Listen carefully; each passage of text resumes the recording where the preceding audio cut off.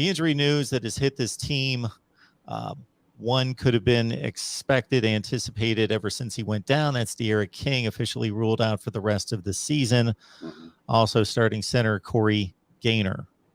Yeah, both of those guys are out. And I was thinking to myself this last weekend, like, hey, we haven't heard anything about De'Aaron King recently. But, he got an initial diagnosis about his shoulder, got a second opinion, and, really just it's at the point where he has to have surgery. And that's going to keep him out for the rest of the year. So it's tough. Obviously he's a great player. He, being a little bit dinged up this year, not performing to his best caliber of performance, but still very good player. A guy that we're going to miss.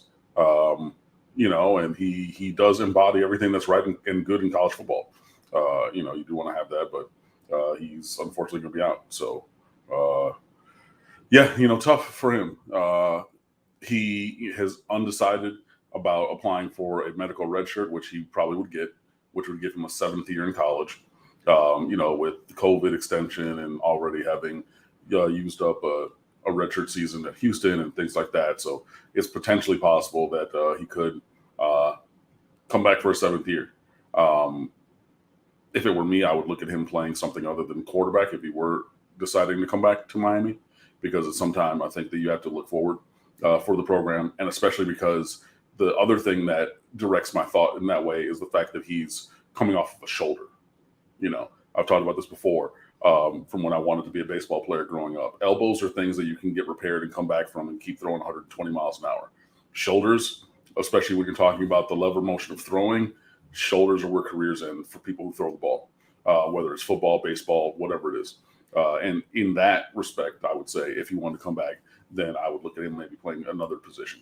If he wanted to continue to play quarterback, then hey, I wish him well wherever he might land, but I don't think that would be at Miami if it were up to me.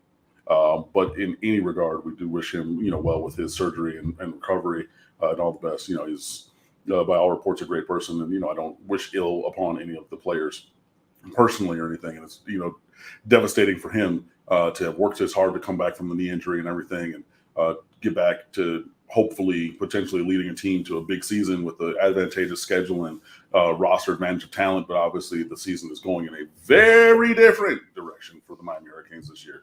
But regardless, we do, wish him the best. Also, Corey Gaynor with a knee. He's had surgery already. He's out for the year. Missed some time last year, came back, and was supposed to be the center to anchor the offensive line. And that would allow Ja'Kai Clark, who had an ankle injury last year, to come back and then redshirt this year to be the center of the future starting next year. But that's been inverted. So Gaynor's out. Ja'Kai Clark goes from, the stated plan was that he was going to redshirt. Nah, he's starting center, number 53 now. So that does change things around for the offensive line and everything, and have a different quarterback back there, obviously. So it's not the best news in terms of injuries, but again, we do, wish all the, De'Aaron King and Corey Gaynor, well in their recoveries from surgery. There's, some other guys who were on that list. There was good news on the injury front that was noted by Manny Diaz on Monday. He expects Jared Harrison-Hunt, Jordan Miller, both of them defensive tackles in the rotation, Tyreek Stevenson, Amari Carter, and Keontra Smith to be back this week at North Carolina. So Keontra Smith's been out for a couple of weeks. You're starting weak side linebacker. Tyreek Stevenson playing, the best player on the defense. Jared Harrison-Hunt, arguably your best defensive tackle right now. Leonard Taylor's going to be better than Jared Harrison-Hunt, I think. But right now, I'm taking 81 over 56 for today right now. Well, both of those guys are very good. When you get guys of that ilk back, you get 3 starters and 2 other rotation guys in Amari Carter and Jordan Miller. Hopefully that starts to plug some of the gaps, but hopefully also that does not take away from the playing time of some younger guys. So we will see how that works, but getting guys of that caliber back should hopefully get this team to be a little bit more talented, to be competitive.